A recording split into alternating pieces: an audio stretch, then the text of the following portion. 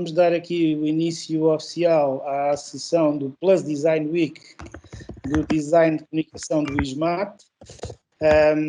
Esta semana tem sido muito intensa. Eles já tiveram uma série de convidados, desde a Laura, que tu conheces, que é doutoramento também do IAG. Já tiveram aqui um professor brasileiro, Bruno Porto, especialista em banda desenhada, portanto acho que não falha uma banda desenhada que ele não conheça. Já tiveram também um fashion designer espanhol, o Pablo, que partilhou com ele muitas coisas sobre tendências e outras coisas, portanto eu não estive em todas as sessões, mas só vi o sumário. Tiveram um designer argentino, a falar também da visão de marcas e de como é que ele vê o mundo das marcas. Hoje vão ter aqui o José Manuel dos Santos, que é o chefe de Head of Design da Philips Lightning, que agora acho que é Safety das Américas. Como é que é o nome, Zé? Nem é Safety aqui. Signify. Epá, eu sabia que era parecido ao Spotify. Pronto. Em inglês quer dizer, que vocês sabem muito bem, quer dizer, o que significa, algo que significa. Muito bem. Portanto, o Zé Manuel é o chefe do design da área das Américas desta organização, portanto, a antiga Philips Lightning.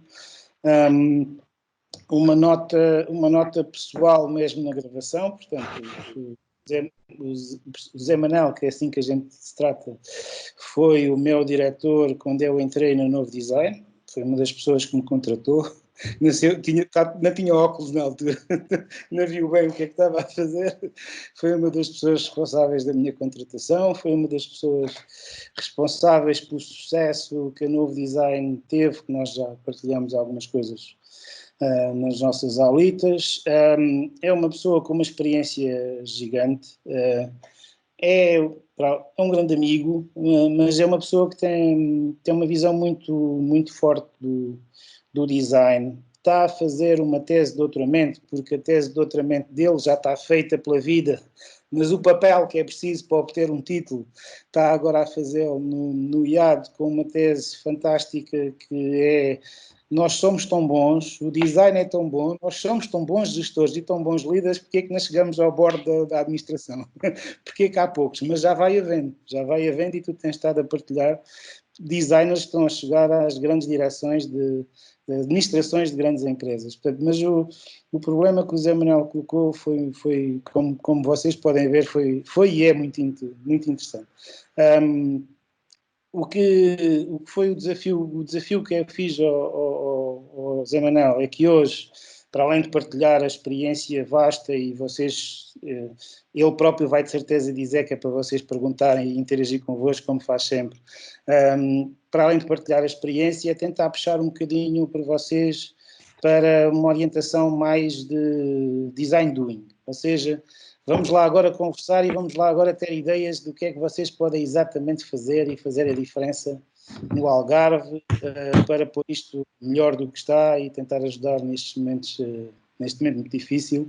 Como é que o design ajuda, sem pensar só na comunicação ou nisto, ou no produto ou no sistema, mas de uma forma mais holística. E agradeço muito ao designer quase doutorado José Manuel dos Santos, ter aceito o convite, sabes que honra-me sempre muito que tu tenhas o tempo para estar connosco e partilhar aqui com a nossa malta. O Zé é um apaixonado do Algarve, para além de outras coisas. Ele é dono ali ali da Aljura, ali daquela zona da praia, está sempre ali, sempre que vem a Portugal, nunca vai para a terra dele, vem para ali. E quando eu lhe pedi que era para tentar que vocês tivessem ideias de ação concreta, coisas que vocês pudessem mesmo fazer a partir daqui, de implementar aqui para a região do Algarve, ele não foi capaz de dizer que não. Isso foi o marketing que eu fiz.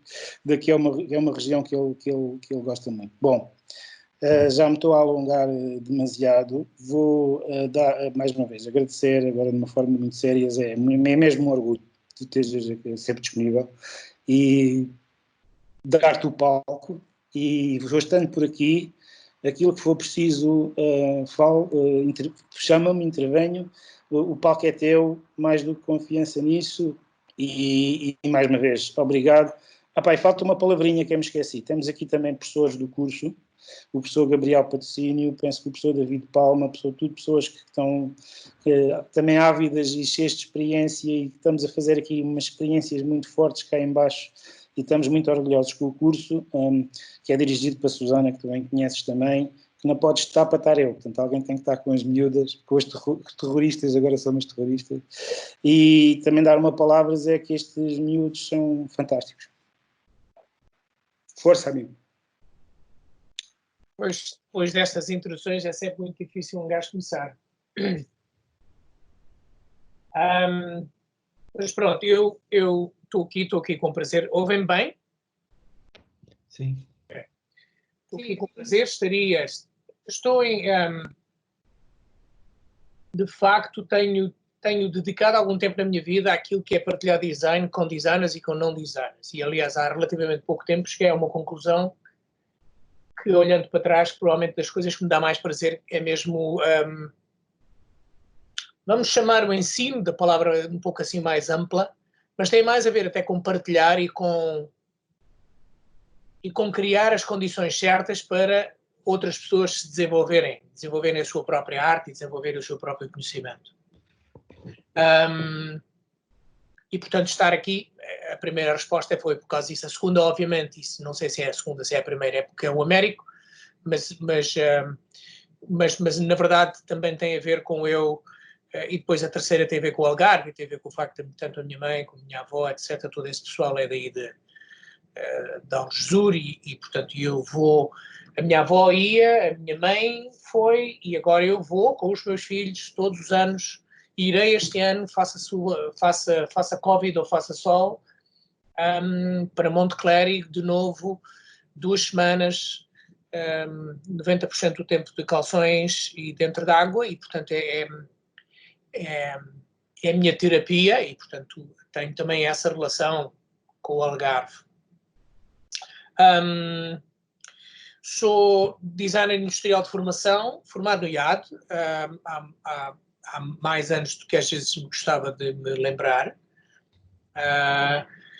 Fiz um percurso, diria mais ou menos, quer dizer, não é extraordinário, normal. A diferença, se calhar, é que eu, quando ainda estava na escola, decidi que queria trabalhar para aquilo que era na altura a Novo Design, e fui para lá trabalhar. Fui para aí o primeiro, se não me engano, fui designer industrial a trabalhar lá, com uma pessoa que mais tarde que começou por ser meu chefe e que mais tarde passou a ser meu colaborador, que era o Jacques Seitil. Depois, entretanto, no intervalo disso, fui a Londres, fui fazer o mestrado, voltei e portanto, estive lá, se não me engano, 8 ou 10 anos. E foi um percurso muito interessante. Depois larguei, fui fazer a minha primeira empresa na Marinha Grande, a Grand Design. Depois da Grand Design, fui para a Espanha trabalhar para aquilo que era a Flores e Associates, ou a CDN. Depois voltei para Portugal e fundei a Diverge. Depois vim para os Estados Unidos, estou há 10 anos nos Estados Unidos. Os primeiros 5 anos foi numa empresa que se chama uma Fortune 500, que é um grupo chamado Masco. E agora estou nos últimos 4, vai para 5 anos com aquilo que era quando entrei. Ainda se chamava Philips Lighting e agora chama-se Signify. Entretanto, fui aprendendo uns truques pela vida, que é o normal. Portanto, quando eu comecei a design industrial, era estritamente dedicado a fazer produtos hardware, digamos. Entretanto, quando eu fui para a Espanha, já comecei a fazer alguns produtos digitais. Quando voltei de Espanha, tive durante 2 ou 3 anos como Chief Design Officer de uma empresa chamada Innovagency. Portanto, era pure web, portanto, era web puro.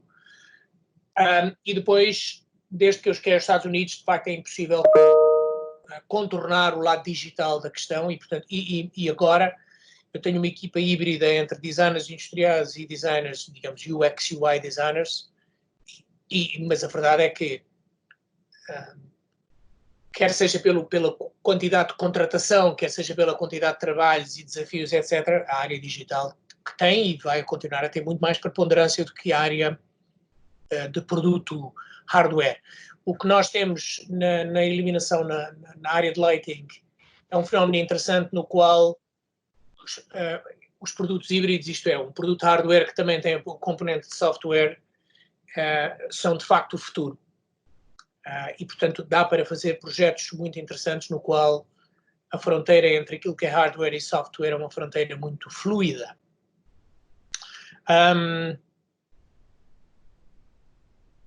Até agora, tudo claro? Alguma pergunta?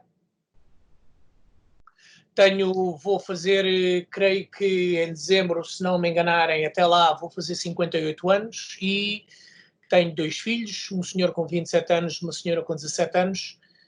Fui casado 2 vezes antes, estou na minha 3º casamento, portanto sou daquele tipo de gajo que se calhar nunca aprende, ou então acredita sempre no amor e no casamento, quem sabe. Mas aqui estou eu, à 3ª, e de facto, mas tenho uma relação forte, muito forte com os meus 2 filhos, que cresceram como irmãos e que se dão como irmãos e que se protegem como irmãos. Tenho 2 ex-mulheres que se dão uma com a outra e as 2 dão-se com a minha atual mulher, portanto, não sei, alguma coisa deve ter feito positivo. Eu, como costumo dizer, na minha vida eu tenho 0 de tragédia. 0. Posso não ser o gajo normal, com a família normal, mas não há absolutamente tragédia nenhuma na minha família, exceto as coisas normais das tragédias, quando se perde gente querida, mas de resto eu não tenho nada que me queixar nesse sentido. Paro para alguma pausa antes de começar a meter digamos, o garfo na carne. Alguma pergunta, alguma questão? Fui claro até agora? Sim? Está bem. Eu não ouço ninguém. Eu não sei se vocês mutaram vocês próprios. A malta habituou-se a ter este código. Está tudo mutado, que é para eu conseguir ouvir, mas está tudo claro, Zé. Vou levantar aqui a mão, que eu vejo. Se quiserem falar, ponham a mão, carreguem aí na mãozinha. E dou-vos. Portanto, eu por mim, eu não mutei ninguém. Portanto, mutem-se a vocês próprios, mas pronto. Está bem? Pronto. Eu que já fiz a minha experiência, quero trabalhar em consultoria, quero trabalhar nas minhas próprias empresas e agora nos últimos 10 anos a trabalhar em grandes empresas. Na verdade o que eu queria era experimentar estes diferentes conceitos e queria perceber como é que o design se comporta nestes diferentes conceitos. Nos últimos anos tenho estado nesta história das grandes empresas e a minha tese é à volta das grandes empresas. Eu agora vou partilhar o meu ecrã e digam-me se vão ver o meu ecrã, porque eu a partir de agora vou partilhar um conjunto de coisas. Digam-me se virem o meu ecrã. Sim, dá para ver. Sim, estamos a ver. Este texto é relativamente pequeno. Eu se calhar preciso de o aumentar. Conseguem ler ou vou aumentar este texto? Espera aí um segundo. Que eu aumento isto um bocadinho para...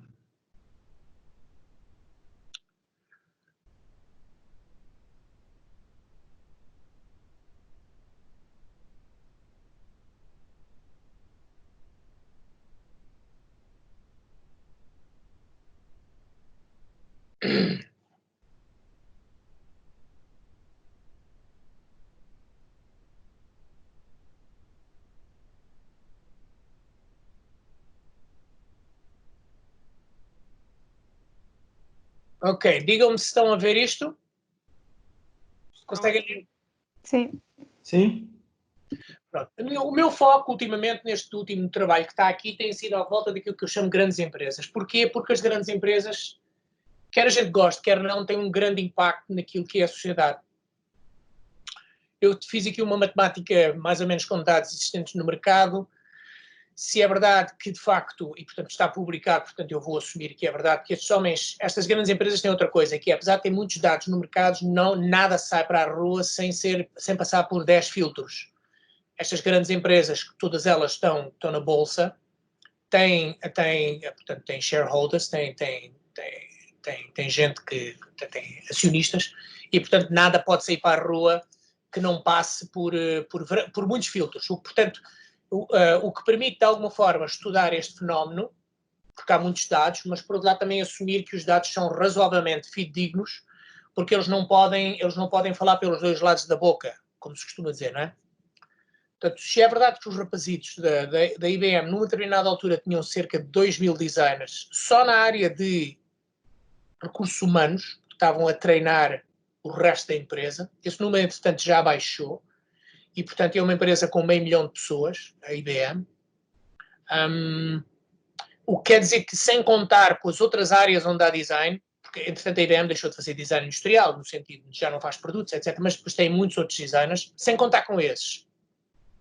E sem contar com o pessoal que está na área de design de comunicação, que eles devem ter muitos. O rácio, numa determinada altura, era de 1 para 200. Okay?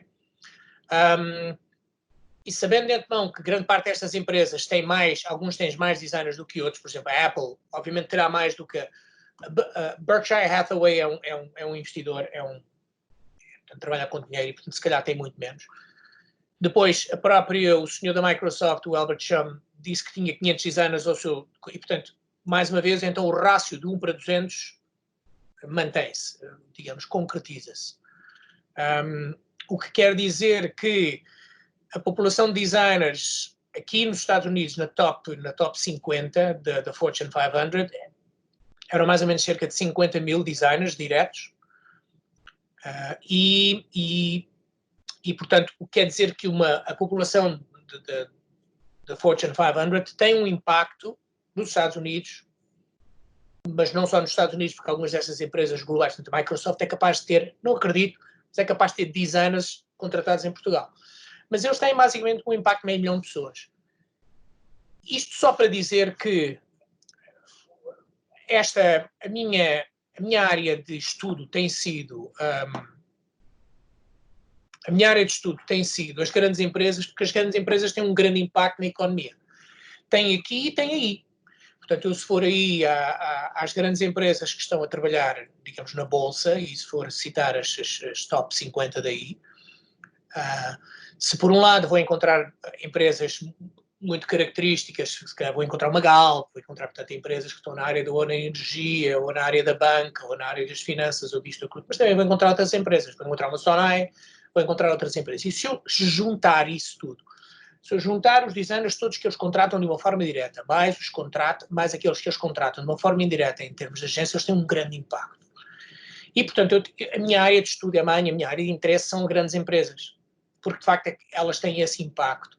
E mais ainda, quando as grandes empresas se juntam para fazer algo, a maior parte das vezes elas não se juntam, okay? Então cada uma a fazer aquilo que tem que fazer. E principalmente quando são concorrentes. Mas quando elas se juntam para fazer algo, elas têm um impacto também, do ponto de vista de mudança, brutal. E, portanto, a minha área de exploração, o meu doutoramento, é aquilo que eu chamo as grandes empresas. E apesar de que, eu já vou explicar que do ponto de vista daquilo que é designers, as grandes empresas normalmente são coisas que não são muito nem observadas, nem existe uma grande aspiração pelas grandes empresas. É muito mais sexy, é muito mais interessante ir trabalhar para uma startup do que ir trabalhar para uma grande empresa. E é muito mais boring ir trabalhar para uma grande empresa do que trabalhar para outro tipo de situações. E também, às vezes, não só há pessoas, portanto, as grandes empresas não são para todos nós, portanto, há gente que simplesmente não gosta, não vai e não deveria ir para uma grande empresa, e depois há outras que cita aquilo que é a realidade, que muitas vezes é difícil ir parar a essas grandes empresas, por um conjunto de motivos. Portanto, eu não estou aqui a querer publicitar a grande empresa como sendo a única ou até a melhor entidade sobre o qual o design devia incidir o seu foco. Simplesmente eu gostaria de vos recordar que as grandes empresas, de facto, merecem um determinado tipo de atenção, e alguns de vocês, pelo menos, se calhar, não era má ideia colocar aquele post-it no meio da parede que se coloca a um determinado momento da vida, a dizer: eu quero ir trabalhar para uma grande empresa e não só eu quero ir gerir, quero ser o responsável por design numa grande empresa. Quero ter a possibilidade de fazer um determinado tipo de alteração, um determinado tipo de impacto a um nível de macro. Quero ir fazer isto, portanto, não é para todos, mas para aqueles que vocês quiserem, e nomeadamente a tese que eu estou a tentar fazer é para eliminar um bocado o percurso dessas pessoas que decidam pôr esse post-it. Nem todas as pessoas vão querer fazê-lo. Aquelas pessoas que decidirem fazê-lo, eu gostava de eliminar um bocado o caminho. Não vejo mãos nenhumas no ar, vou sempre assumir que enquanto não houver nenhuma mão no ar, vocês estão bem, perceberam tudo o que eu disse, não têm nada a acrescentar nem nada a comentar, e portanto vou por aí fora, tipo monólogo. Não é o que eu gosto e já vou chegar para onde eu vou parar com o monólogo. Não, deixa-me só, já agora que percebo que é o facto de estares a fazer a pergunta, deixa-me só dizer isto, que é, às vezes as pessoas aqui, e aqui vamos pôr Portugal todo, mas agora vamos pôr mesmo no Algarve, podem estar com uma noção, não estou a dizer que os alunos tenham, que a gente já conversou várias vezes sobre onde hoje o design entra, mas pode haver sempre aquela noção de que aqui não há grandes empresas. E há, ou seja, para já, exatamente, ou seja, há grandes empresas. Não só as grandes empresas das diferentes áreas de serviços que Portugal tem, mas vamos pensar assim, aqui no Algarve, no turismo, há grandes organizações, há grandes empresas, ou seja, um Pestana ou Vila Galé, neste momento, são grandes players mundiais da área do turismo, do development. Portanto, ter a ambição de ser um design director ou um design inspiration numa empresa, na área até do turismo, é exatamente igual à ambição de entrar numa das empresas que o Zé fez referência e onde ele trabalha. Portanto, só queria fazer esta intervenção para fazer o enquadramento que há sempre grandes empresas, próximo de onde nós estamos, e a nossa dimensão não tem que ser só Portimão, ou Algarve, ou Portugal, e por outro lado, o que o Zé está a dizer de uma forma muito clara é que o design está a entrar à gente grande e está a entrar em força nas grandes empresas e não em áreas que não são áreas tradicionais, que é isso que ele agora de certeza também vai explicar mais um bocadinho. Portanto, ouçam com a abrangência de que isto está também próximo de nós. Isto é um pelinho. O Zé é o exemplo disso. Né? O Zé e outras pessoas é o exemplo disso. Está a esfiar uma grande empresa, uma área de design numa grande empresa, nascido e criado cá em Portugal. Sim, e quando chegarmos à situação de eu dividir em grupos, o meu trabalho hoje convosco, vocês já tiveram muita coisa diferente, animação, isto e aquilo outro, agora vão ter um gajo a falar sobre o impacto e a importância do design nas grandes empresas. E quando chegar aos exercícios, vocês vão fazer um exercício à volta disto. Portanto, o meu exercício é fazer-vos pensar, aliás, portanto, a minha expressão é sempre go big. Portanto, pensem em grande impacto e pensem, e não se acanhem em relação àquilo que é o valor da importância do design. Ok? Mas para já vamos continuar um bocadinho mais e depois eu vou partilhar mais coisas convosco. Mas, portanto, eu só vos queria explicar de onde é que eu venho mentalmente. E eu já experimentei pequenino. Eu quando comecei com a Grand Design na Marinha Grande, era eu. Eu fazia o trabalho, fazia o design, fazia a apresentação e fazia a direta e depois tinha acidentes porque não dormia e etc, etc. Mas, quer dizer, eu era, pronto, um gajo fazia tudo e tal, e até contratar, e depois houve uma altura já tinha uma equipa de 10 pessoas, mas, por exemplo, de início um gajo fazia tudo e tinha que fazer tudo, pronto, e cobrava e o raio que o parta, não é? Portanto, eu já passei pelas diferentes situações e não volto a repetir, não estou aqui a dizer de forma nenhuma que a única maneira de se estar no mercado são as grandes empresas, estou a querer chamar-vos a atenção para que também é uma oportunidade para alguns de vocês e que se calhar deviam pensar nisso um pouco mais a sério. Sobre qual é que é a vossa maneira de impactar de uma forma positiva aquilo que são grandes empresas. Eu agora queria fazer uma experiência que é, eu queria vos pôr durante 10 minutos, 12 minutos a ouvir uma senhora a falar. E portanto eu vou aqui experimentar porque eu não sei se vocês vão ouvir o áudio ou se eu tenho que vos dar o link para vocês irem lá ouvir. Vamos lá fazer... Dá para ouvir o áudio se tu não estás com microfones, para não, Zé? Não. Não. Então ouves, porque ouve-se a partir do teu computador e ouve-se bem. Podes pôr o som, se tiveres o som no alto, ouve-se bem. Vamos já aqui fazer uma experiência. Ouve-se bem. Então, vou pôr aqui isto no máximo, vou pôr isto aqui no máximo também aqui. e agora eu vou carregar aqui nisto e vão-me dizer se vão ouvir. Ouçam e depois falamos, está bem? I'm Kate Aronowitz, and I'm a design partner at GV. GV is the venture capital arm of Alphabet. And the design team at GV works with the CEOs and the founders in our portfolio companies to help them realize the power of design in making better business decisions. We also work with their design teams to help them grow and also have more impact. We also build design community and support amongst the top design executives in tech.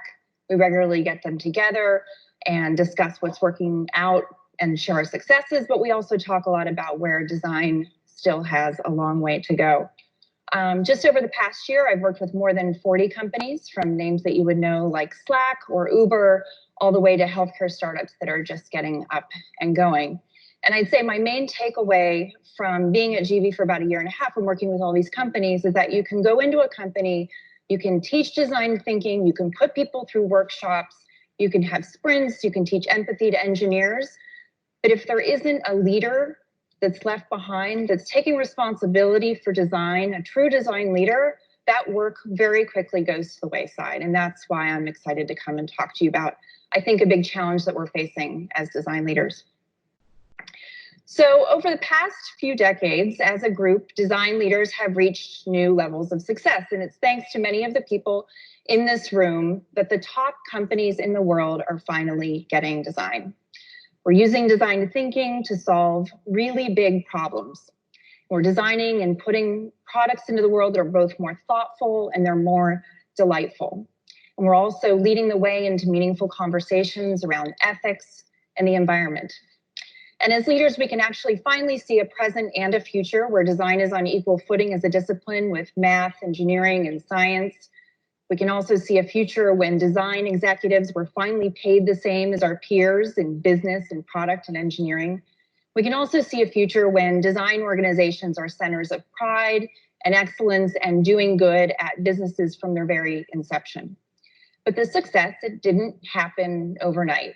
Most of us in this room have been hard at work in design for 20, 25, 30 years or more. And with that in mind, with how long it's taken us to get here and the success that we've had, I'd like you to all pause and think for a moment. And I'd like you to think about what's next. What's next for you?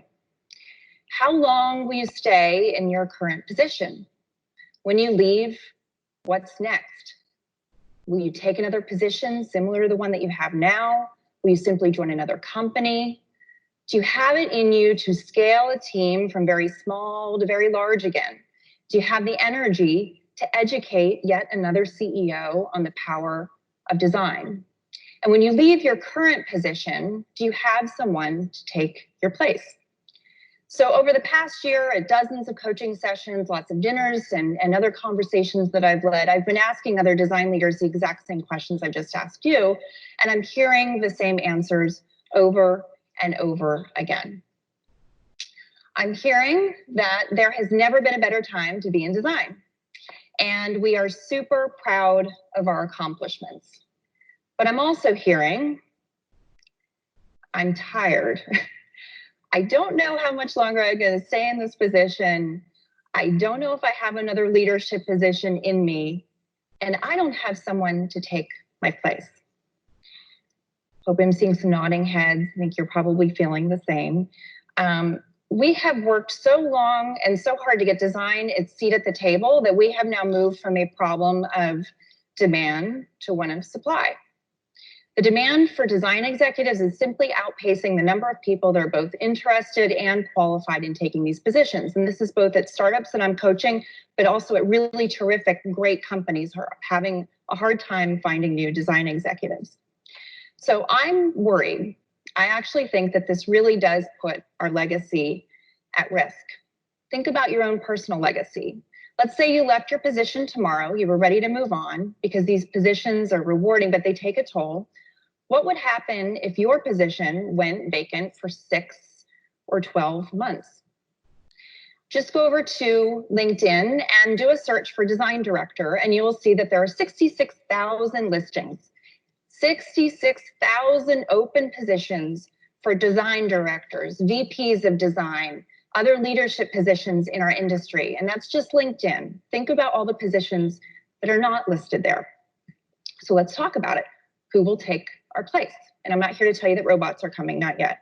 So if you think about maybe who might take your place, your natural instinct might be, well, I'll just go find someone else that took my path, someone that has a similar background as me.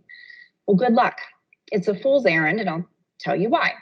Not only are we short on people that took the same path as us, it would really be a mistake for the next generation to just look like clones of the current. If you think about the path that we took to get to our leadership positions, I didn't go to school for user experience. I was designing vitamin labels when I graduated from college. I fell into user experience by mistake. And those positions at LinkedIn and Facebook and eBay, I usually had to write my own job description. They knew they needed design, but they didn't know what to do with me. My friend Michael Goff, he runs the global team at Uber. He was a licensed architect before getting into tech. My friend and fellow design partner at GV, Vanessa Cho, designed book jackets long before running design teams at GoPro, Walmart, and Google. We've blazed a path for design, but our path was not exactly straight. It was pretty varied. And the next generation is pretty different than us. Most of them did go to school for the design that they're practicing now. Most of them did join companies with the design teams and great career paths. They also have some really terrific qualities that we didn't grow up having.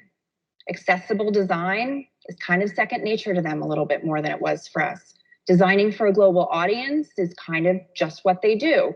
And many of these upcoming leaders, they don't draw these hard lines between hardware or software that many of us did. The next generation is also going to have to dive even deeper than the conversations that we're having this week. They have to go deeper into AI, into ethics, government relations, inclusion. So I think it's really exciting to get new perspective into this conversation. So when you're thinking about diversity, as I hope you all are, because we know more diverse teams build better products and better companies, I want you to think just outside of gender or ethnicity. I want you to think about getting outside of your industry, getting outside of your region. I know that in Silicon Valley, we have to do a better job at this, because I want us to get excited to pass the baton to the next generation that probably didn't take the same path we did. Another thing I think about when I think about bringing up another generation of leaders is how to mentor them. And mentorship often takes on this kind of grand, very formal definition of deep relationship, deep responsibility for someone else's career. And I'm not knocking that kind of mentorship. But when I ask a lot of design leaders, what was the mentorship that made a difference in your career? It wasn't the grand gestures that made the difference. It was the designer who told me that she often had a manager that gave her projects she didn't even know she was capable of doing. Or another senior leader that said that he had a great boss that always just gave his ideas an extra plug in a meeting. Mentorship is in the small things that we do every single day. So when you get back to work next week, if you've got a presentation to give, consider giving part or all of it to someone else. Invite a junior person to a meeting that they wouldn't normally be invited to. With real power at your companies, you have real responsibility to be providing opportunity to the people both around and below you. I challenge you to commit just a few small acts of mentorship a week, and I bet you could probably do one a day if you really put your mind to it. And bonus points to providing mentorship to people that wouldn't normally get access to you. The next thing I'd like to ask you to do is going to sound a little counterintuitive and scary given the supply problem that we have, but it's something that I'm both practicing and advocating for very hard back at home. So I'm going to assume that you're all here today because you've hired very well. You've got teams back home taking care of what your team is in charge of. I'm going to assume that you've also hired some really terrific senior people. Let me break it to you. You also probably have a senior person or two that's ready to leave your company. Think about the times in your career when your best next move was to lead your company. I know it was for me. So what happens these days when a senior person is really talented on your team, they want to leave? I know I used to do this. I would bury my head in the sand. I'd ignore that it was happening. Eventually they send their goodbye email, you throw them a party and you say goodbye. But it doesn't have to be that way. I'd like to propose that with a simple mindset shift, we could be helping each other build our benches. We could help each other introduce those great people to their next boss and get their new position. Just last year, I was working with a terrific program manager on a design team, and she really had hit the bounds of what her position could offer. She was far more talented than what the company could offer her. And so instead of kind of ignoring that, I introduced her to her next boss. When she got her offer, I even took her into a room and I helped her negotiate her stock package to make sure it was as good as it should have been. And now that program manager from a year ago is now leading and running a design ops organization at a terrific company. I bet you can each think of someone that you know or somebody in your company that's ready for a new opportunity. Instead of ignoring that, I'd love you to take that person's name, share it with the people around you. Consider it a thank you to that person for all the work that they've done for you, and also consider it something good that you're doing for the industry and for all of us in this room. By helping other people move around more freely, I think that, you know, we can put them in the right positions where they can someday ascend to these more senior positions and they can step up. Managing from a place of fear, which I've done when I've run really big teams before, fear that people are going to leave you, is not true leadership and not serving the greater good of design. And then the last thing I just like to ask us all to do is just to do a better job working together. We come to conferences like this, we have great conversations, terrific dinners, we'll all write a lot of articles, we'll tweet. I've built some new relationships this week that are terrific. But let's face it, when we get back to the daily grind of our jobs, our businesses are competing with one another, we hoard talent, we don't expose vulnerabilities to one another. On a day-to-day basis, we don't actually work together. I think bringing the next generation up is something that we really could work together on, and I think it's something that we have to. If we don't collectively own responsibility for putting the next generation in place, I do worry that all this work we've done to get design its seat at the table, it will be all for naught, and we will slide backwards as an industry. I believe that it's going to take us all working harder together to make sure that the next generation of design leaders is even stronger and better than we were and are. And I believe that it's going to take us all working harder together to make sure that the future remains bright for design. Thank you. Ok. Ouviram? Sim. Comentários. O que é que Vamos foi? lá, pessoal. Força. Quem quer começar? O que é que foi mais relevante? Houve alguma coisa que vos tocou em particular? Houve alguma parte da mensagem que... Não sei. Comentários. Qualquer comentário é válido. Bom, eu posso falar então. Força, Carlota. Eu penso que a maior mensagem que ela quis transmitir foi que designers em geral, globalmente, deviam sempre trabalhar, agora tenho que dizer em inglês, with each other em vez de against each other. Sim. E para que esta comunidade possa crescer e ser forte ao longo do tempo. E isso também passa pelas próximas gerações, como ela também mencionou, que é bastante importante passar informação, mas também inspiração para que no futuro simplesmente a fasquia e leve e não vá para baixo, não é? Sim. Boa. Foi uma parte da mensagem importante, sim. Mais coisas que vocês... Houve alguma coisa que vos surpreendeu? Houve alguma coisa que que confirmou aquilo que vocês já pensam, sentem, acham? Alguma coisa sobre o qual vocês discordem? Eu gostei bastante quando ela disse que em ordem de ser um bom chefe ou líder, essa pessoa tem que libertar os seus cooperadores, não é? Não fazer senti-los presos ou Ou seja, quanto mais livres forem, talvez também melhor conseguem suceder, não é? E confiar nessa pessoa também, em vez de estar pronto, a fechá-los e com medo de perdê-los. Acho que isso foi bastante importante também. Mais algum comentário? Deixem-me só... Eu vou deixá-los também falar, é só para dar aqui uma ajuda, que eu já os conheço. Duas coisas aqui, ou três, bastante importantes do vídeo. Primeira coisa, estamos aqui a falar de uma área do design, de intervenção do design, que tem a ver com o tema que o Zé trouxe, das grandes empresas, e tem a ver com o design leadership, ou seja, com a liderança do design dentro das organizações. Segundo ponto, que me parece aqui bastante relevante, esta noção que muitos design leaders, né, o pessoal que está nestas posições tem que, agora a gente não pode sair porque não há ninguém para tomar conta, né?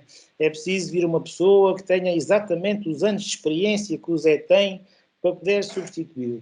E ela está a advocar, está a dizer que se calhar não deve ser essa a perspectiva, ou seja, devemos deixar a nova geração entrar para este espaço de intervenção do design, de fazer design no sentido de liderar o design dentro das organizações, liderar outros designers, liderar a relação do design com os CEOs, com a administração. Porquê? Porque a nova geração traz outras informações que nós não temos, né? Já me estou a colocar numa geração também um bocadinho mais... Né? Não é preciso que seja alguém igual a mim, ou igual ao Zé. E estou a dizer, a mim é um exemplo. Né? Ninguém é igual ao Zé. É preciso também deixar que estas as coisas que a nova geração traz, que sejam elas que vão fazer a evolução do design, né? A terceira parte, que também acho que é forte e importante aqui, que é, foi necessário tempo, esforço, investimento para ganhar esta posição dentro das empresas, que, ao contrário do que se calhar se pensa, que é manter as mesmas pessoas nos mesmos sítios a fazer as coisas, é que vai manter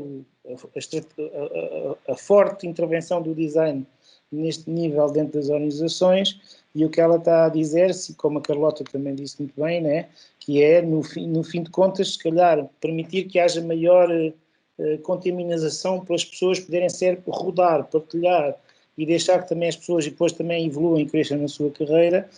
É isso que vai dar o boost à profissão. Ou seja, e resumindo a visão daquilo que o Zé aqui trouxe com este vídeo, que é, claramente, há aqui área, é uma área onde o design já está e que não deve perder, pelo contrário, deve evoluir, mas essa evolução passa por sangue novo, passa por, e eu já estou a ver onde o Zé quer chegar, portanto não posso falar mais, senão daqui nada tiro o que ele quer dizer. Mas pronto, o vídeo tem esta mensagem inspiracional que é, isto não é só para gajos velhos com experiência, é para toda a gente poder lá chegar, certo? Mais algum comentário de alguém? Eu não vos vou nunca forçar, porque vocês ou falam porque sentem que têm algo a adicionar, ou se não sentem, também está tudo bem. Obrigado, Carlota, pela coragem, e quem quiser ter mais alguma coisa, aqui no Abacuradas podem dizer o que entenderem. Eu posso também dizer qualquer coisinha. Olá. Eu gostava só de reforçar um aspecto, que é esta questão da mudança do mindset, não é? E em como, ao falar nessa mudança, não estamos a falar só numa mudança individual das pessoas, não é? Enquanto ocupadoras de um posto de trabalho e a desenvolver um determinado projeto ou a trabalhar um determinado objetivo, mas um mindset de uma cultura organizacional, que eu penso que é difícil, sobretudo quando falamos agora na nossa realidade, não é? Em Portugal e mesmo no Algarve, acho que ainda não há essa mudança e essa perspectiva, e eu acho que aí é um grande desafio para nós, enquanto designers integrados numa organização, seja ela pequena ou grande, sermos, de certa forma, se calhar impulsionadores dessa mudança, sermos os principais impulsionadores disso. Sim, e vai ser sempre assim, isto é, todos nós vamos ter tempo uma realidade à nossa frente que necessita de ser alterada, mudada, Mas nós todos, vocês aí todos desse lado e eu, somos parte do problema e parte da solução. Isto é, estes mindsets, estas culturas que são criadas e que são vigentes no mundo inteiro, existem e têm que ser alteradas por todos nós. E, portanto, a dificuldade que nós achamos que existe, sei lá, no Algarve e em Portugal, acreditem que existe aqui. Só para vos dar uma ideia, nas top 50 empresas nos Estados Unidos, existem, ao nível chamado N-1, N é o CEO, N-1 existem 854, se não me engano, 859 executivos. Okay? Desses 859 executivos, existiam em 2017, quando eu fiz a contagem, 4 pessoas formadas em design, arquitetura ou arte, responsáveis por áreas de design nessas empresas. Entanto, esses 4 já foram reduzidos, porque o Sr. Jonathan Ive, que estava na Apple, já saiu e foi tratar da sua própria empresazinha, que deve de certeza ser muito mais fácil e que lhe permite estar todos os dias de t-shirt preta e à vontade e fazer o que ele quer. E, portanto, nós também, quando olhamos para este tipo de realidade, estamos a falar do N-1. N-1, portanto, é o nível mais alto, é o chamado Executive Suite, dentro dessas empresas. Portanto, isto dá-nos a entender que também a realidade das grandes empresas e numa área muito sofisticada do mundo, como é o caso dos Estados Unidos, em algumas coisas, porque noutras não é assim tão sofisticado. Garanto-vos. Mas que nesta área, a realidade é que o design também tem dificuldade. Portanto, a conversa desta senhora que teve agora no vídeo não é de forma nenhuma para estar a transportar para uma realidade que está assim tão distante da vossa. Vocês podem achar que sim, mas não está. E da mesma forma como ela aqui assimilou e comunicou que ela e as pessoas para quem ela estava a falar, design leaders, são parte do problema e da solução, vocês todos sentados aí desse lado também são parte do problema e da solução. Com realidades distintas, com contextos distintos, com agora um contexto ainda mais complicado do que provavelmente há 6 meses atrás, mas é muito similar em muito mais coisas do que vocês pensam. Algum comentário? Alguém quer pôr a mão no ar? Alguém quer adicionar algo? Zé Manuel, o que me parece é que esse contexto do Covid, na verdade, até ajuda a nivelar mais, né? Até nos coloca numa posição de maior nivelamento do que havia antes. Quer dizer, essas diferenças que você está apontando, que não são tão grandes quanto se tem a impressão inicialmente, se reduzem mais ainda. Quer dizer, nunca fez tanto sentido a expressão de estamos todos no mesmo barco. Sim. E eu tenho dito que, portanto, a Covid é obviamente uma tragédia. Dá uma sensação que, inclusive, vai ficar na história como uma tragédia financeira maior do que uma tragédia humana direta. Vai muita gente mais morrer do Covid por falta de pão do que necessariamente daquilo que é do impacto direto do Covid. Mas eu tenho dito que há várias coisas que eu gosto do Covid. Uma é que é uma guerra, pode ser que seja a Terceira Guerra Mundial, mas é uma guerra no qual nós não estamos a lutar uns contra os outros. O que é uma vantagem. Hein? Nenhum de vocês, dá uma sensação que nenhum de vocês que estão aí, nem eu, viveram os terrores, os dramas da Segunda Guerra Mundial nem da Primeira e, portanto, nós não sabemos, mas acreditem que o facto de nós não estarmos a lutar uns contra os outros e a lançar bombas uns contra os outros é uma grande vantagem. A segunda é que nós estamos mais ou menos a viver a mesma realidade, de uma forma universal. Isto é, está a atacar ricos, pobres, sim, está a atacar mais velhos do que novos, mas também está a atacar novos, está a atacar brancos, pretos, sim, está a atacar mais homens, mas também há mulheres a morrer. Estamos mais ou menos todos a ser atacados da mesma forma. Não é uma doença gay, não é uma doença de pobre, não é uma doença, não, é uma doença que se um gajo se não se puser a pau, vai. Portanto, basicamente é isto. Né? E depois, outra coisa que eu gosto é que está a acontecer mais ou menos no mundo ao mesmo tempo. por exemplo, mesmo em 2018, Portugal só apanhou com a porrada daquilo que aconteceu nos Estados Unidos, com o Lehman Brothers e com aquilo tudo, passar 3 ou 4 anos. Do tipo, nós andamos ali a enganar uns aos outros durante um tempo e aquilo levou algum tempo até começarmos todos a apanhar-nos por tabela. Portanto, a última crise, uma crise financeira pura e dura, teve um efeito dominó, mas um efeito dominó um bocado lento. Né? E isto que está aqui, do tipo, a gente no espaço de 6 meses está o mundo inteiro debaixo do Covid. Né? Portanto, há aqui coisas em relação ao Covid que vão realmente nivelar, como dizem muito bem, uma data de situações e que vai fazer com que muitas das soluções para coisas que estão a ser do Covid vão até começar em muitos sítios do mundo e vão ser até pioneiros em relação à forma como vão lidar com a situação. A solução para isto não vai vir somente dos grandes países, nem das grandes empresas, nem das grandes comunidades. Há muita gente neste momento que já está a comprovar. Há uma ilha no mundo que não tem Covid. O pessoal pode dizer, pronto, é uma ilha, Nova Zelândia e tal, não sei o quê, aquilo é só ovelhas e tal, não sei o quê. Mas não é bem assim, não é? Portanto, a realidade é que a solução para algumas destas situações até vai vir de sítios, às vezes, menos esperados e vai ter a ver com lideranças que, em muitos sentidos, são lideranças muito fortes do ponto de vista local. Portanto, sim, estou de acordo. Meu amigo Américo, eu quero 1 hora para um exercício de divisão de grupos e quero 1 hora para a discussão do exercício. Mantém-me honesto aqui, eu vou falando, certo. Quando estiver a mais ou menos meia hora do meu período de fala, eu depois quero certo. Comunicar o exercício, que eu quero 1 hora de exercício em grupos, okay. 1 hora de discussão a seguir, ok? Ok. Eu queria partilhar convosco mais um conjunto de coisinhas para perceberem o que é que eu tenho estado a fazer. Isto é o meu, eu uso uma ferramenta chamada Battery, mas há aí mais coisas, quer dizer, no fundo isto é muito diferente talvez do Miro ou do Mural. Eu estou mais habituado ao Battery porque já há muitos anos que utilizo o Battery e tanto utilizo o Battery para mim como utilizo o Battery dentro da minha empresa. Mas, por exemplo, neste caso, isto é o caso que tem a ver com o meu site. Isto são pessoas com quem eu tenho estado a falar nos últimos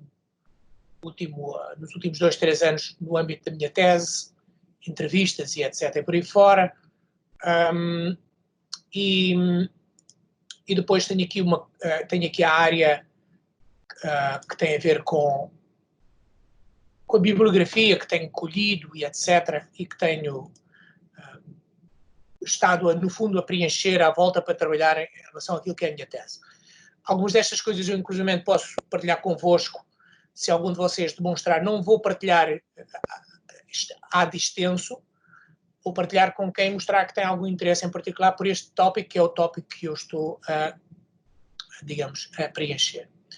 Eu gostava de partilhar convosco 2 coisas antes de chegarmos ao exercício. Uma delas é, eu fiz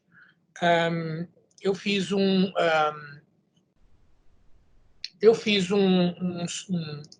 questionário, fiz 2 questionários no âmbito da tese, virado para designers que eu chamo designers séniores em empresas, localizadas em empresas, portanto, já com um determinado tipo de experiência, em lugar mais ou menos executivo, mas não necessariamente o chamado o N-1, e depois fiz um segundo survey, um segundo questionário, só para aquele pessoal que está, de facto, nas top 50 em situações de N-1, independente de serem ou não designers. O questionário para a área de designers foi mais extenso, tinha 40 perguntas. O questionário para os executivos tinha 7 perguntas, por questões mais ou menos, talvez, óbvias. Eu não vou aqui demorar-me sobre os resultados dos diferentes questionários, vou focar-me em 2 componentes dos resultados. Eu, por enquanto, não vou poder partilhar este documento convosco, porque ele precisa de ser... Eu fiz agora um paper que tenho que ir apresentar em agosto. Isto são coisas que o doutoramento obriga, e depois tenho que apresentar, tenho que defender a tese, depois há coisas destas que têm que ter um grau de inovação e, portanto, eu não consigo, neste momento, partilhar, mas de qualquer forma agora aqui vou partilhar algumas coisas. Portanto, eu não vou aqui, portanto, isto tem a ver com toda a gente que respondeu aos questionários, quem é que eles são, o que é que eles eram, a carreira deles, as razões, digamos, pronto. Isto é um questionário extenso que tem um conjunto de coisas. Eu gostava de ir aqui especificamente para um tipo de resposta sobre aquilo que são os skills que eles, a maior parte destes designers tinham, aquilo que eles consideraram hard skills e soft skills. Eu tinha uma hipótese, coloquei essa hipótese, fiz perguntas em relação a essa hipótese, que eles, de alguma forma, digamos, responderam. Fiz também perguntas sobre aquilo que era o estado da liderança nas empresas deles. E depois, está aqui um conjunto deste documento que eu chamo resultados combinados. Mas eu queria ir particularmente aqui para um sítio que vou para partilhar um pouco convosco. José, desculpe te interromper, mas você está mostrando rapidamente o que você não pode partilhar. Eu gostaria só de lembrar que, como isso está sendo gravado, talvez você devesse indicar depois o que deve ser removido dessa gravação, tá? Porque senão você vai partilhar o que não deve. Sim, eu estou aí tão rápido que depois até desafio alguém que queira fazer disto algum sentido. Portanto, eu nesta parte aqui eu vou parar. Mas em termos de documentos vai estar tudo disponível, é só uma questão de você ir quadro a quadro e recuperar. E depois, antes de pormos a gravação fora, a gente mostra ao Zé e se ele achar que tira-se alguma parte, está bem? Obrigado, Gabriel, foi não, mas é bem pensado. Eu passei rapidamente, exatamente porque não vai ser fácil, a partir da gravação, alguém fazer sentido em relação a isto. E este aqui eu posso falar, eu já estou a falar disso noutros sítios. Continuo a ver o meu ecrã, sim? Sim, Zé, sim, está impecável. Ok. Portanto, eu juntei até agora 10, quando eu fiz perguntas às pessoas, porque é que eles achavam que não haviam mais designers em posição executiva nestas grandes empresas, eu fui listando um conjunto, as pessoas foram dizendo por causa disto, é por causa daquilo, é por causa disto, é por causa daquilo, é por causa disto, é por causa daquilo, e eu fui juntando isso à volta de temas, de tópicos. Neste momento, estes meus tópicos eu tenho 10 tópicos, e eu peguei em 5 desses tópicos e perguntei tanto aos designers como aos executivos se eles achavam que aquilo era importante para eles, se eles estavam de acordo ou não estavam de acordo com a minha afirmação. Ok? Portanto, o primeiro deles tinha a ver com aquilo que era a necessidade. Eu só estou a partilhar isto porque já há um paper publicado meu, que eu depois posso partilhar, porque ele está publicado, e que já trazia algumas destas coisas. Por isso é que eu, digamos, posso falar sobre isto. Portanto, uma das razões que foram citadas por várias pessoas é que é a história da necessidade. Portanto, e vocês vão se relacionar com isto, que é, há muita gente que dizia, não há mais designers naquele sítio porque não são precisos. Não são precisos. Aquelas empresas têm lá as suas estruturas internas, fazem dinheiro, são bem-sucedidas. Há lá uns quantos tipos que até são artistas e que são porreiros e que até percebem aquilo de design e não sei o que, não sei. Portanto, o design não é preciso. Ok? Primeiro grupo de razão. A segunda grupo de razão era a preparação. Portanto, várias pessoas disseram, não há mais designers porque eles não estão bem preparados. Não estão bem preparados, não sabem ler coisas que têm a ver com negócio, não sabem ler um Excel, não sabem discutir situações do ponto de vista de, não entendem a língua, a linguagem dos negócios, e portanto eles não estão bem preparados, não têm a educação, nem o mindset, nem a parte de preparação cultural. Segundo grupo de razão. A terceiro grupo de razão é que aparentemente, portanto, várias pessoas diziam porque eles não querem.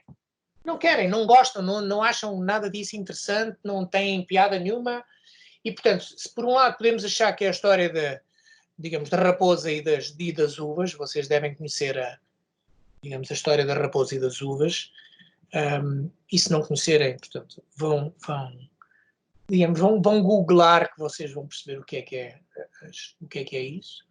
Mas basicamente, por qualquer que seja o motivo, a verdade é que muitas coisas citadas é que não, os designers não estão lá porque não querem, não têm atração nenhuma por isso. A outra razão que foi citada várias vezes é porque não há, e vejam que a senhora que esteve a falar no vídeo que vocês ouviram, de alguma forma referiu um pouco isso, que havia uma certa escassez de designers formados com determinado tipo de formação, com determinado tipo de preparação.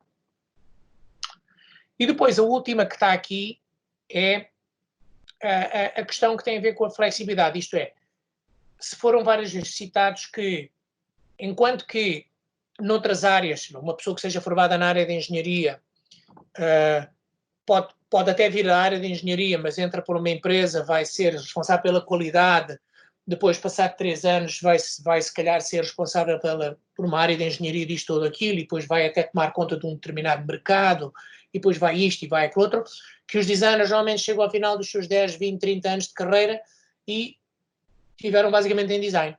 Portanto, tiveram a gerir design, tiveram a gerir designers e nunca tiveram a gerir mais nada. Vou fazer uma pausa. Estas 5 razões, vocês compreendem-nas? Eu não vos vejo a cara, portanto vocês vão ter que berrar, que eu agora, como tenho o ecrã, não consigo ver-vos. Sim. Mas, sim? Ok? Então, eu agora gostava de cada um de vocês, e agora vou-vos dar uma oportunidade, agora sim que vou-vos forçar, mas vou-vos dar uma oportunidade de cada um de vocês me dizer, do vosso ponto de vista, se vocês acham, eu vou reduzir aqui esta janela para poder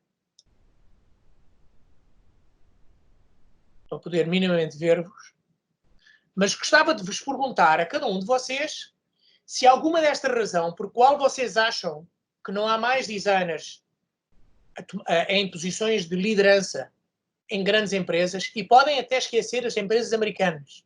Pensem nas maiores empresas do Algarve, pensem na vossa realidade aí local e pensem se existe alguma destas razões que tem mais ressonância convosco, que faz mais sentido para vocês. E se não for nenhuma destas, pensem que me têm que dizer então uma. Vocês podem dizer, não é nenhuma destas. Para mim a razão principal é X. Mas eu quero cada um de vocês que emita uma opinião. Que é, e podem pensar no Algarve. Pensem nas maiores empresas do Algarve. Se calhar não há designers na área executiva a responder ao patrão dessa empresa. E no vosso ponto de vista, porquê? Será porque não há necessidade? Será porque não há designers com preparação certa? Será porque os próprios designers não querem, não lhes apetece isso? Será porque não há designers suficientes preparados com a preparação certa para isso? Ou será porque simplesmente os designers que há são bons na área de design, mas nunca tiveram experiência em mais nada? Ou então por uma outra razão que vocês acham que é a razão principal? Não falem todos ao mesmo tempo, mas podem começar. E é verdade, os senhores professores são os últimos, hein? Eu posso falar. Percebi. Força!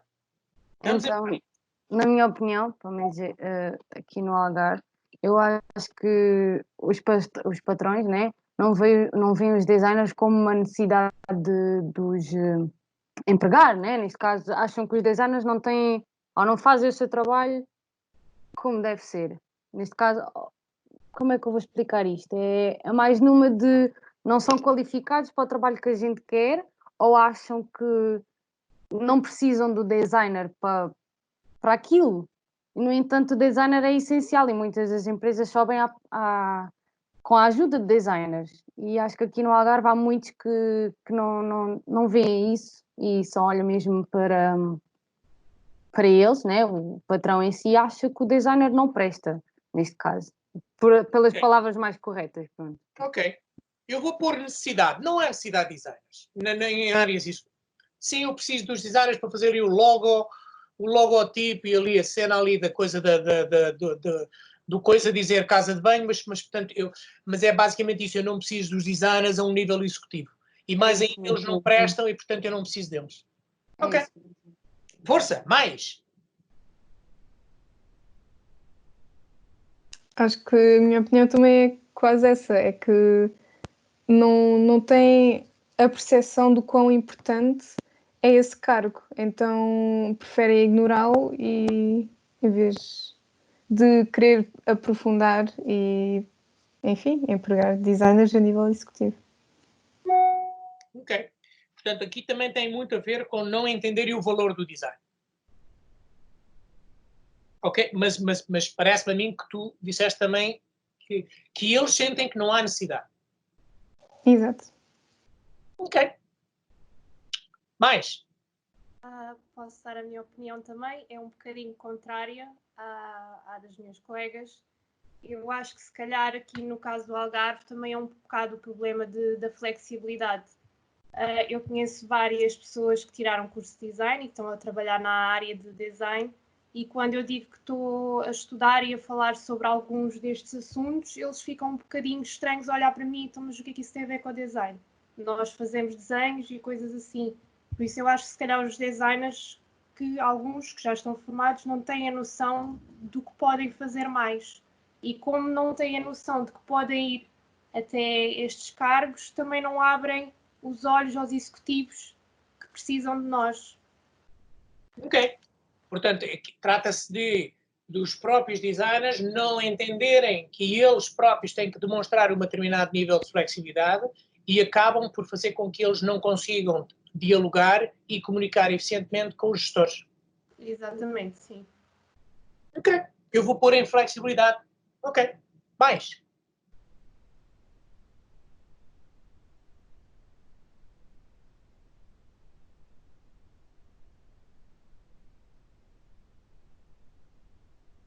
Não falem todos ao mesmo tempo, por favor, que eu não aguento o ruído de fundo. Vá, tenham uma opinião e se não nenhum destes coisas coincidir com a vossa noção, digam-me qual, porque até pode haver, eu já disse que tinha 10, portanto há aqui 5 que não estão aqui, ok? Eu posso falar? Força. Olá. Na minha opinião, eu acho que neste momento passa também um bocado pelo desejo, pelo desire do designer, porque eu penso que a formação hoje em dia de um designer já não passa só pelo facto de ensinar ele a fazer desenhos ou a fazer um logotipo, e já lhe são abertas diversas portas no ramo do design, em que o business acaba por estar incluído, a parte de business, management e marketing, e cabe também um bocado ao designer puxar por si e ver o que é que ele prefere. Mas também tenho um bocado da opinião das minhas colegas, porque aqui no Algarve eu acho que o Algarve é mais composto por pequenas e médias empresas. Está bem que tem algumas grandes empresas, mas eu acho que as pequenas e médias empresas também ainda não começaram a perceber o potencial que o design lhes pode trazer para a empresa. Eu acho que passa muito por aí mesmo. Ok. Para essa questão. Por um lado, eu pensei, o que eu penso que eu vi é que os designers estão cada vez mais a ser abertos a este tipo de oferta, porque já estão a integrar business e marketing e diferentes coisas naquilo que é o design. Uhum. Portanto, mas achas que da tua parte, que os designers aspiram, têm desejo de fazer mais do que design, de integrar business e etc, para poder fazer mais? Ou que ainda estão um pouco agarrados àquilo que é a sua maneira tradicional de trabalhar e de fazer? Pois é, como eu estava a dizer, depende da pessoa e depende dos gostos da pessoa, porque eu acho que cada vez mais lhes estão a ser abertas portas para esses diferentes tópicos, digamos. Não talvez antigamente, porque se calhar antigamente os cursos de design eram mais focalizados mesmo para a parte da imagem, mas eu acho que isso está a mudar e depois cabe também ao designer em si escolher o que é que prefere, o que é que... Portanto, do teu ponto de vista, já começa a haver alguma oferta que se calhar ainda não é suficientes designers com interesse e com vontade de atacar esses desafios? Sim, é basicamente isso. Ok, Desire, já está em 1. Mais? Quantos são vocês? 1, 2, 3, 4, 5, 6, 7, 8, 9, 10, 11, 12, 13, 14, 15, 16, a contar com os professores. Portanto, eu ainda só tenho 4 opiniões, ainda faltam pelo menos 14 pessoas, 10 pessoas. Bora, vá lá, não temos o dia todo. Let's go. Senão eu vou começar a apontar para cada um de vocês. Eu tenho aqui os nomes, eu posso começar aqui de cima. Por exemplo, olha, Camila Terra. Pronto, ok. Bora, vá. Posso falar? Não sei se só alguém falar. Força, fala. Eu partilho muito a opinião dos colegas. Eu acho que há ainda muito preconceito das duas partes, ou seja, dos designers e das empresas, sobre o que o designer pode ou não fazer. E como existe esse preconceito ou essa ideia, nunca chegamos lá, ou ainda não chegamos lá. Eu acho que é por aí. Não por não podermos ter essa função, ter essas funções mais de administração, mas porque não chegamos lá ainda, só isso. Vocês acham que não é necessário ter lá um designer porque eles próprios não entendem aquilo que é possível fazer com e através do design, correto? Sim. Ok. Mais uma necessidade que eles não acham que é necessário. Eu não estou a ir às razões pelas quais eles não acham que é necessário, mas claramente estou a registrar também que eles não acham que é necessário porque eles não percebem o valor do design. Ok. Mais. Sim. Para. Vou começar a fazer voluntários à força. Olha, o Sr. António Boto, força. É quem está no meu ecrã no topo esquerdo. Foi o que respondi anteriormente aí à colega. Pronto, o Sr. António Boto já respondeu. O Sr. Aníbal Bernardo também já respondeu? Bora, Sr. Aníbal Bernardo. Está em mudo, está a andar de carro, Sr. Aníbal Bernardo. Exato, está a andar de carro. Já me estão a ouvir? Estou a ouvir, estou. Ok. Então, a minha opinião é um bocado partilhada com elas, porque acho que a ideia das pessoas está muito... A imagem do designer está muito virada para o produto final e não nem para a ideação, nem para o processo. Então, eu acho que há um preconceito geral que o designer é assim um meio maluco que não está virado para gerir ou para pensar ou para criar metodologias e se calhar também é um bocado o que o António disse, dentro do leque que há do errado, depois há muitos ramos para onde seguir e depois muitos deles, quando entram no design, entram pela imagem e só alguns é que descobrem a parte do thinking e pronto, depois são esses poucos que poderão ser captados ou não. Mas sim, acho que há problemas de ambos os lados, ou seja, tanto da oferta como e depois da própria procura. Ok. Portanto, de alguma forma é um misto entre a preparação e a necessidade. Exato. Ok.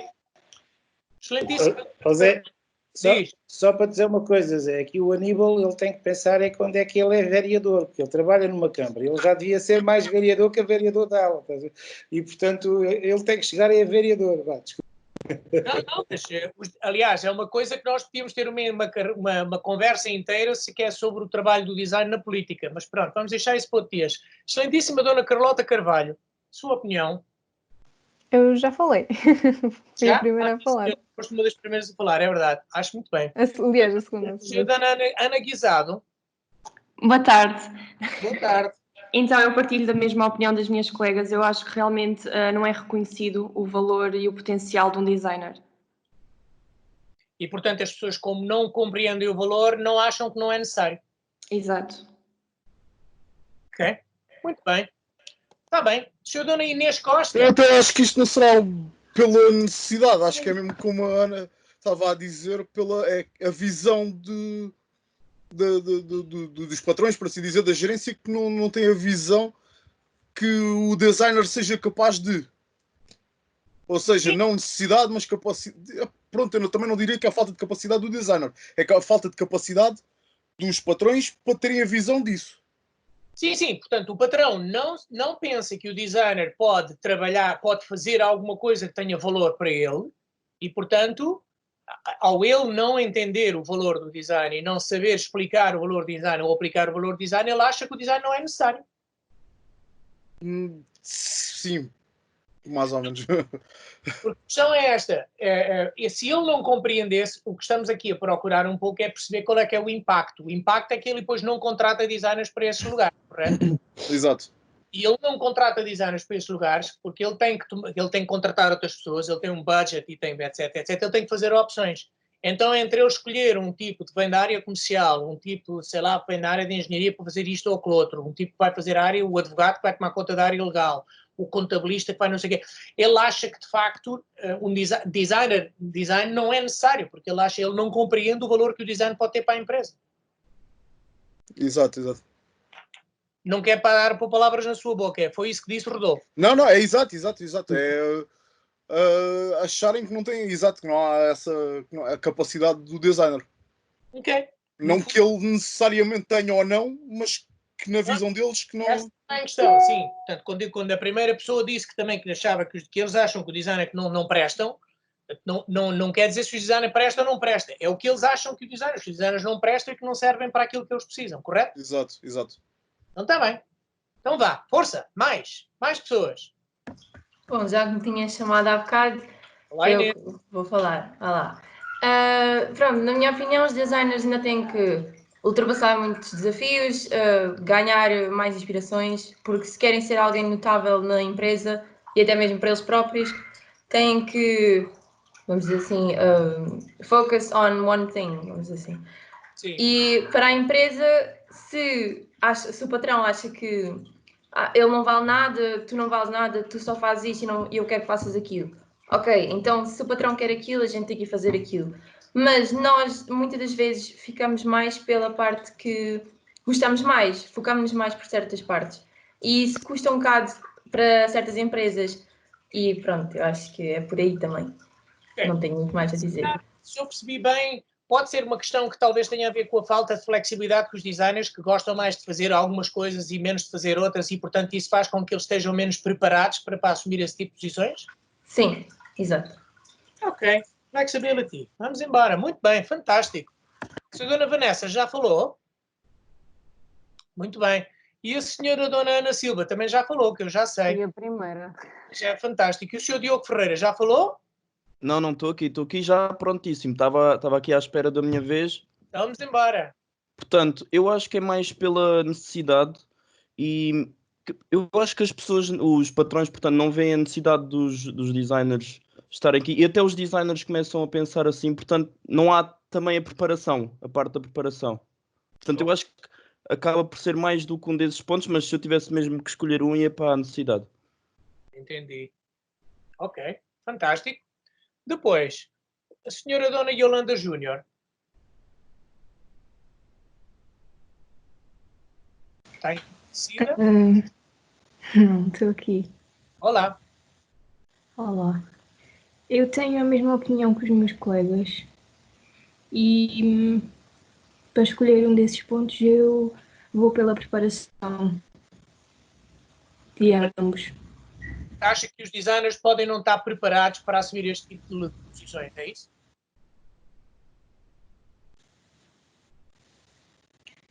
Podem estar, mas se não tiverem a formação que a empresa necessita, então...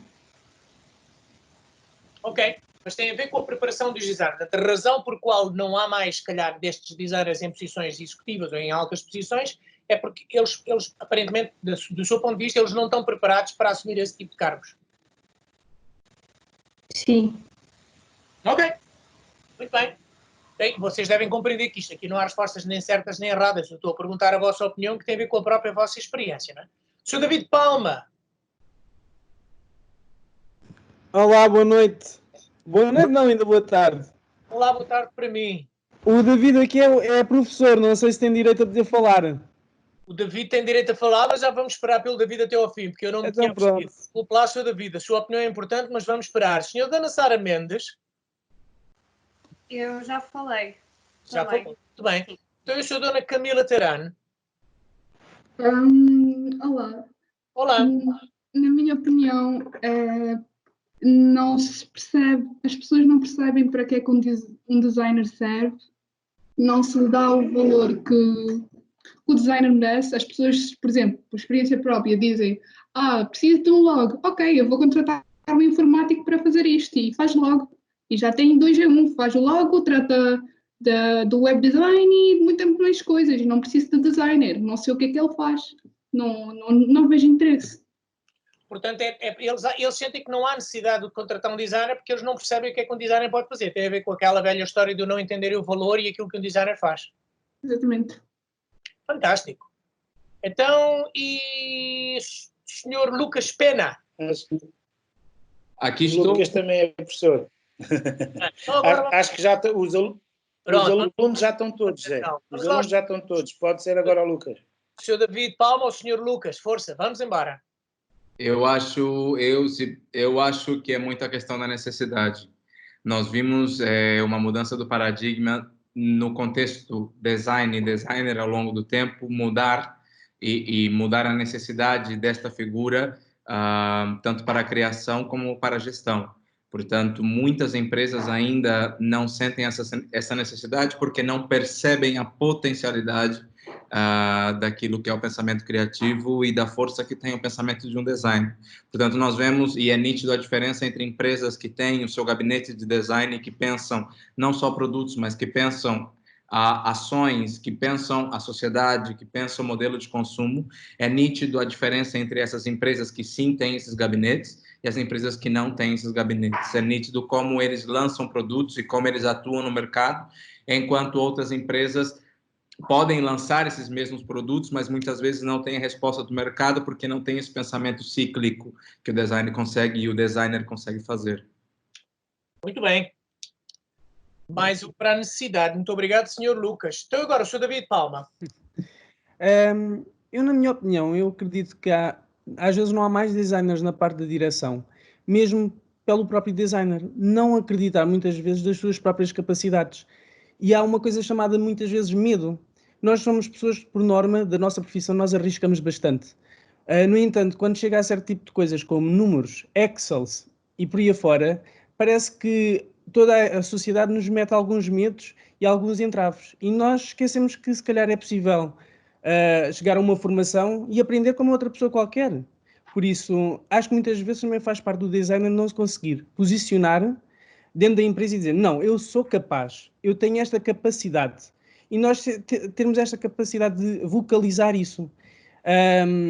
Além de que, se nós estivermos a falar aqui de uma noção da zona regional que nós estamos a viver, existe também por parte das grandes empresas uma falta de noção, muitas vezes, da vantagem que poderia ser ter alguém da parte criativa e da parte de design de comunicação dentro da gestão. Além disso, existe outra coisa que é, efetivamente, a formação que nós temos, por exemplo, na zona do Algarve. O ISMAT, neste momento, investe numa perspectiva de focar o ensino desta parte conceptual e perceber as diferentes áreas que abrange o design e como nós podemos trabalhar e não só ficar fechados naquela caixinha que é a parte gráfica e a parte visual. Eu fui ex-aluno do ISMAT, já fiz há uns anos atrás, e felizmente hoje consegue ser uma amplitude e conseguir passar aos nossos alunos a diversidade de pensamento que pode ser o design e não simplesmente uma questão gráfica.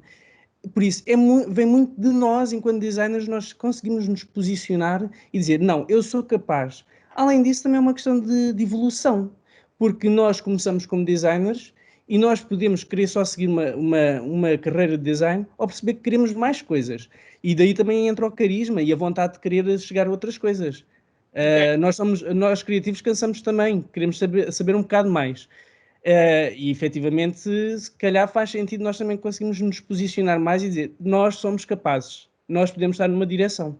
Eu vou aqui colocar em desire, porque há um componente por baixo do desire que é o fear, portanto, que é o medo. Portanto, acho óbvio, por isso é que eu falei da história da raposa. Vocês, como sabem, a raposa e as ovelhas, a raposa e as uvas é a raposa cá em baixo olhar para as uvas e dizer, e tal, está lá está um pássaro com as uvas e a raposa a dizer, essas uvas não prestam, são uma porcaria e tal, eu até nem gosto nada de uvas e tal, não sei o quê. Esse é um dos componentes que é do tipo, que é o desdenho, mas há o outro que é o medo, que é do tipo, eu quero, mas eu se calhar não vou ser capaz, porque se calhar não sei ler Excel, se calhar vou ser vou-me colocar em ridículo, vou estar ali numa posição frágil e não sei o quê. Não, eu não me vou expor. E, portanto, é o outro lado do design. Mas eu vou colocar em design e registrei tudo o que havia para registrar. Então, faltam 2 professores, vamos embora. Como você já havia apontado o meu nome ali, deixa eu aproveitar essa dica. Me parece que é um conjunto de fatores aí, mas que tem no topo realmente a questão da percepção da necessidade, o desconhecimento sobre o potencial do design. E isso passa pela responsabilidade dos próprios designers em se fazerem entender, em se fazerem entender numa linguagem que não é a sua, quer dizer, o designer tem uma preocupação muito grande com o processo, e não com os resultados, e vamos dizer assim, e o negócio tem interesse focado principalmente nos resultados e especialmente nos resultados numéricos, nos resultados financeiros, no que é aquele retorno de investimento, o famoso ROI, né? E nós precisamos aprender a falar de ROI, né? Isso não é tão difícil assim de aprender. Mas eu, pela minha vivência, há um desconhecimento muito grande sobre o que é design.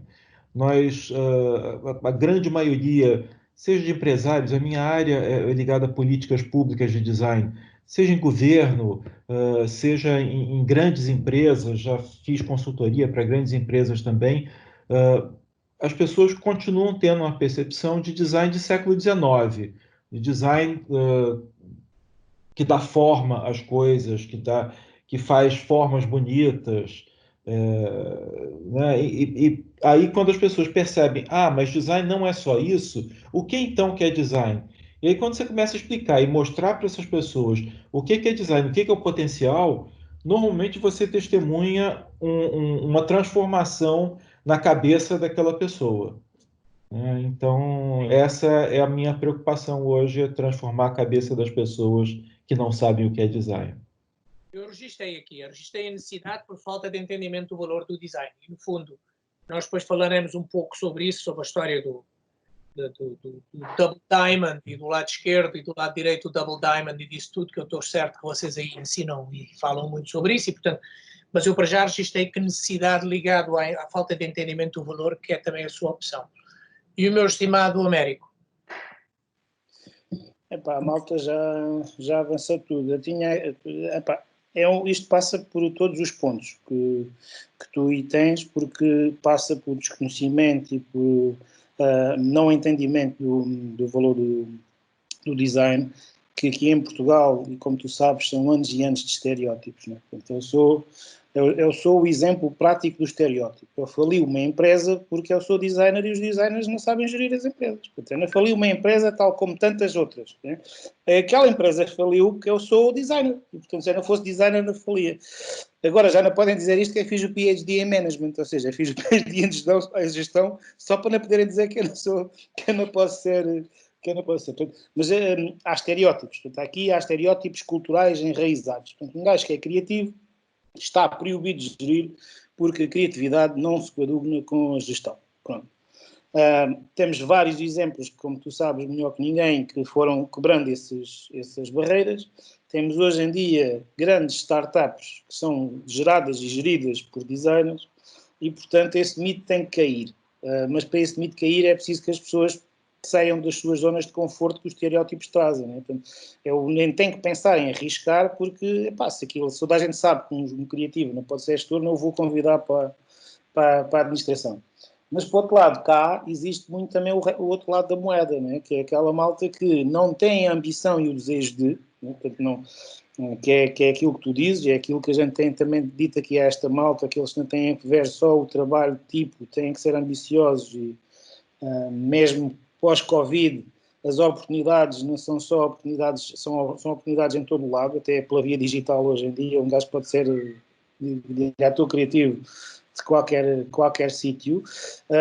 Portanto, também o desejo, a falta de desejo, a falta de ambição de chegar a esses pontos, e ao mesmo tempo que traz os receios, que o David também falou, e depois essa questão também de o design thinking, o design participativo, a co-criação, quebrou com isso tudo, mas o designer também tinha um estereótipo de não querer trabalhar, ou seja, não ser flexível, não trabalhar com as outras áreas, que foi neste momento completamente quebrado, graças a Deus. Neste momento só há uma profissão que eu conheço que ainda não saiu daí, que são os arquitetos. Os arquitetos tudo é fixe, mas desde que a gente seja o centro do mundo. E a estou a dizer isto com toda... Eu ouvi isto há muito pouco tempo de líderes de projeto. Vocês têm toda a razão, mas desde que o arquiteto seja o centro do mundo. A gente quebrou isso, o design quebrou isso. E é essa a grande vantagem, esse é o segredo, é o único segredo para o design ter entrado para aí fora. Por hoje em dia se falar em design e gestão, design e leadership, porque nós quebramos essa barreira que é, não precisamos ser o centro do mundo. Um excelente design director, um excelente design leader, são cadeiras que eles vão ter no terceiro ano. O pessoal que está aqui do segundo ano para o ano vai ser o primeiro terceiro ano do novo curso, vão ter estas cadeiras. É aquele que não se dá por ele, né? É aquele que não é o centro do mundo, porque a equipa funcionou. Quando ele é o centro do mundo, ou seja, nada sai para a rua sem que ele tenha que riscar em cima do risco que foi feito, né? Tu percebes perfeitamente esta figura de estilo. Isso não é liderar nada, isso é o gajo que faz, dá um nome diferente a fazer o que sempre fez. E nós quebramos com isso tudo. Os designers têm essa vantagem desta atitude participativa e integrativa de todas as áreas, foi a nossa grande vantagem. E, portanto, o que se passa é que a malta nova, e o teu desafio é fantástico exatamente por causa disso, a malta nova tem que entrar por aí e ter essa cabeça, ter a cabeça para aí virada. Portanto, não há estereótipos, há vontades e depois o conhecimento adquire-se. O Gabriel também teve uma expressão que é muito interessante do nosso espírito todos, José, o Roy aprende. É um nome esquisito, né? É Bita ainda mais esquisito. Tudo se aprende na vida. Ainda não houve nada que um gajo não conseguisse aprender, desde que queira aprender. Nós não podemos saber tudo, mas podemos ter um know-how mais alargado, podemos ter conhecimentos mais alargados para aquilo que é o nosso núcleo duro de conhecimento ser enriquecido. E isso o designer sabe fazer, que outras profissões não o sabem. Portanto, estão em todos esses pontos que tu disseste. Uns temos que vencer com conhecimento, ou seja, eles não sentem a necessidade, somos nós que temos que fazer-lhes sentir a necessidade. Infelizmente é assim. É como, né, aquela malta é como os nossos pais deixaram de trabalhar no campo e passaram a ter empresas. Foi porque é garra, né? A nossa garra é... Eles não sentem a necessidade, então qual é o nosso trabalho? Fazê-los sentir a necessidade. Bater à porta, trabalhar, mostrar. Nós, designers, não temos essa apetência ou não temos essa preparação, temos que ir buscá-la. E, portanto, depende de nós. Não há uma limitação de conhecimento ou barreiras sobre as quais que sejam obstáculos a fazer alguma coisa. Enquanto depender de nós, é ultrapassável. Quando não depender de nós, já é uma coisa que é aquela malta tonta que bate com a cabeça na parede porque sim. Portanto, neste momento... Eu escrevi e tomei nota que, por um lado, aquilo que tu disseste é verdade, vamos dar são todos estes fatores, e é por causa disso que eles estão aqui citados, porque claro, não é só um. Né? Eu, obviamente, os obriguei a escolher um como top, e alguns de vocês escolheram um e dois, e etc, mas de qualquer forma, só para vocês terem uma noção entre o vosso próprio grupo, mas houve 12 pessoas a citar a necessidade, 2 pessoas a citar a flexibilidade, 3 pessoas a citar o desejo e 4 pessoas a citar a preparação. Ok? E, portanto, isto não está muito longe da realidade de grande parte destas opções. O que eu gostava de vos mostrar aqui é que, e aquilo que parte da minha tese vai ser à volta, é a volta da realidade em que há duas línguas, estas duas tribos têm duas línguas muito diferentes. E vocês veem, por exemplo, em relação à necessidade, quando vocês olham para aquilo que é as pessoas que estavam em desacordo e as pessoas que estavam de acordo, que, por exemplo, em relação à necessidade, os designers, aliás está ali o resultado, os designers sentem que existe muito menos razões para não se achar que o design não é necessário do que os próprios executivos. Portanto, os próprios executivos concordaram que sim, que eles acham que os designers não são muito necessários. Okay? Apesar de que, vejam, grande parte deles discordaram, os próprios, digamos, executivos também. E bem, há ali uns quantos ali vermelhinhos. Portanto, os executivos são do lado esquerdo e os designers são do lado direito, correto? Okay. No caso da preparação, também tiveram ali, há uma grande quantidade, a maioria das pessoas na área dizem que os designers não estão preparados, como vocês estão a ver. Conseguem perceber bem a forma como isto está feito? Portanto, do lado direito, quase todos eles agree ou disagree, quer dizer que os executivos acham que de facto é um problema da preparação dos designers, enquanto que os designers não estão muito de acordo com isso. Okay? No caso do desejo, por acaso, estão os dois mais ou menos de acordo. No caso da escassez, estão também, ok, relativamente mais ou menos de acordo, apesar dos executivos acharem que existem menos designers preparados na rua. E depois, no caso da flexibilidade, a verdade é que, de facto, os designers têm uma visão daquilo que é a própria flexibilidade ou falta de flexibilidade da parte deles, que é diferente daquilo que é os executivos. E, portanto, isto tinha o grande objetivo que eu queria com isto também era fazer-vos falar e fazer-vos participar e, portanto, alguma coisa já aqui aconteceu em relação a isto. Portanto, eu agora não vou necessariamente citar os outros 10 temas, vou ficar-me por aqui, mas vou agora falar-vos de uma outra situação e vou ler-vos alguns parágrafos, porque uma das coisas que eu fiz é que eu lidei, portanto, eu entrevistei estas diferentes pessoas, cada uma delas, portanto eu recolhi, e isto é o trabalho árduo que alguns de vocês, quando forem, e se tiverem que fazer uma tese de mestrado ou de doutoramento, vão ter que passar por escrever como ao caraças. E, portanto, isto são as diferentes pessoas que foram entrevistadas e o que é que eles disseram e etc. por aí fora. Mas eu queria citar-me numa pessoa em particular, que é neste senhor Franz Josias. E queria primeiro mencionar-vos um pouco quem é o senhor Franz Josias, para vocês perceberem que este senhor tem, no fundo, quando ele fala, ele tem digamos, ele tem um determinado tipo de razão para falar e para ser escutado e para ser ouvido. Esse é o currículo mais ou menos simples do Sr. Franz Josias. Eu estou para aqui à procura. Está aí à esquerda. Estava à esquerda em cima. Aqui está o Sr. Franz Josias. Tens 20 minutos. Pronto. Então está bem. O Sr. Franz Josias é dono de uma empresa chamada Park. A Park tem nos últimos 7 anos da Park, é uma empresa da Norte da Europa. Nos últimos 7 anos da Park, eles têm feito uma formação mais ou menos de cerca de 100 designers por ano. Quer dizer, só nos últimos 7 anos estamos a falar de 700 designers chamados designers séniores, meio de carreira, e executivos. Eu próprio já fiz formação com a Park.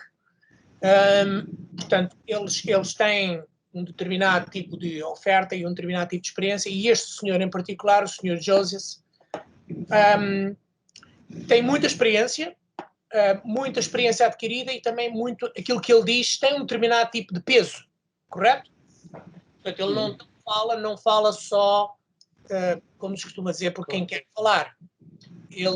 Ele sabe do que é que está a falar. Digam-me se conseguem ver o que eu tenho no ecrã. Sim. Agora consegue-se. Força. Eu só vou para as partes que estão em cinzento. Vou tentar passar aqui alguns tópicos. Ele estava a falar dos designers. Ok? E eu vou ler e depois faço uma pequena pausa e leio de novo. Isto é para vocês registarem, porque isto vai ser importante para o vosso exercício. Ok? Não é que vocês tenham que decorar nada do que eu estou a dizer, ok? Eu vou ler em inglês, porque estar aqui a traduzir vai-me custar. Eu espero que estejam todos a um nível suficiente que digamos que isto não seja difícil para vós. Portanto, ele diz que the job of the designer will disappear. Computers, AI, and other similar technologies will take away the role of the designer as a problem solver. E isto, and this happened to other professions also. If designers understand this and make a shift from problem solving to problem definition and then to problem owning, This means responsibility and accountability that we are not ready for it right now. Ok? Portanto, ele diz também que os designers vão ser machine trainers, AI trainers, beyond people trainers. But for that, you need to know machine language. Eu disse-lhe, portanto, que os homens que fazem a pesquisa, que fazem a colocação de pessoas nos executivos que não têm designers na base de dados deles, eu disse que sim, que isso é verdade, porque no futuro it's going to be the McKinseys and the Accentures that will provide design to the world, not design schools. E depois diz que, no caso da flexibilidade, que há aqui um problema que tem a ver com a flexibilidade que está ligada à preparação. Ele diz que se os designers não investirem na preparação, não vão ter flexibilidade. Porque essa flexibilidade só vai aparecer se eles estiverem minimamente preparados para assumir essa flexibilidade. Isto é, eu tenho que estar minimamente preparado para que alguém me tire. Você, olá, queres ir tomar conta daquela área ou daquele grupo de pessoas ou daquela atividade? Nós temos que estar minimamente preparados para isso. Ele diz, portanto, na Scarcity, ele diz que é verdade que há muitos designers que estão a abandonar a profissão porque têm uma visão idealista do mundo e, portanto, quando chegam a um determinado tipo de idade, eles basam, porque é mais fácil. Ele conta que ainda agora, portanto, ele teve a preparar cerca de 700 designers e ele diz que de facto, a maior parte dos cursos existiam, da contagem dele, 17 mestrados e bacharelados de design na Europa. E ele aqui tem uma situação muito crítica. Ele diz que none of those schools and none of those professors teaching are people like you and me, portanto ele referia-se a ele e a mim, who have done this in reality. They have read 5 books about the design management, and the 6th book is a combination of the other 5 books, and the 7th book is a combination of the other 6 books. There are people who leave the university through the front door and then go back through the back door and then start teaching design management. So it's not only the low quality of design schools, because you could also let them focus on design doing, it's also the fact that designers don't look at education after that. Ele diz que não há um problema de permissão, é um dos outros áreas. Ele diz que os CEOs, digamos, what sits behind permission, e um de vós citou isto, is fear. So why don't you say we have permission? Because they fear the CEO, they fear to talk with this guy, they fear to go into the room, and they fear to be beaten the first time and get back the second time and improve, etc. So fear is a big driver for not development. Okay? Effectiveness, no caso nós não devíamos ser mais efetivos, ele diz que não está de acordo, because if you're sitting there and if you're getting the mandate that will allow you to be effective, in most companies, está tudo blá blá blá blá, basicamente explica que aquilo é um lugar que nós podemos comprovar que somos efetivos, mas nós temos que trabalhar para mostrar que somos efetivos. Ele continua aqui a explicar que é uma decisão difícil, aquilo que eu falava há bocado, um patrão, um CEO, tem 10 ou 12 pessoas no board executivo, para ele dar o lugar a um designer, tem que dizer a um de outros para ir embora, e basicamente ele tem que fazer uma opção sobre, então, quer dizer, vou contratar esta pessoa para a área digital, ou esta pessoa para a supply chain, ou esta pessoa para o legal, para a parte de advocacia legal, e portanto, quer dizer, eu tenho que tomar estas opções, e na cabeça deles o designer não está a um nível onde ele permita fazer esta opção. It's very simple. Design schools do not educate design leaders to lead. There are a few design schools that do a little bit about this, but most of the design schools are about design doing, maybe a little bit about managing design and how to lead design, but not how to lead design. And that's a bad thing. Portanto, eu fiz por uma pergunta se a minha questão era relevante. Ele diz que sim. Esta aqui é muito pesada, mas nós como designers também temos que ter a pele menos fina. Nós temos uma pele demasiado fina às vezes. The second has to do with personality of a designer, which is probably one of the root causes of this. Designers are autistic, not empathetic, not good storytellers, not good listeners, not good collaborators. Characteristics that you may need a top score if you want to be in a boardroom. Though a lot of designers say they are all of this, I totally disagree with that. And this is based on teaching 700 design leaders, all designers and design managers around the world. This is my opinion. They are bad storytellers, not empathetic, arrogant, not good collaborators, not good listeners. They are bad influencers, and they point at the bad marketeers, bad R&D people, bad engineers, but they don't understand them, and they don't have the knowledge to counter arguments from those functions. Okay? You have to get ready to be into that position, because if you are in that room, then the people in that room talk maybe of 1 hour, they talk 5 minutes about design, and the other 55 minutes about other things, which might be unrelated to design.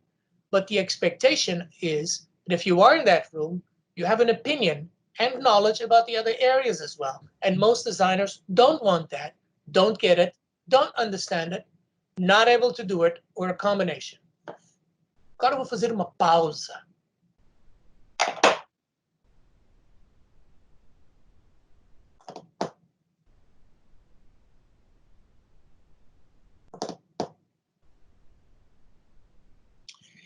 Meus caros, nós somos parte do problema e parte da solução.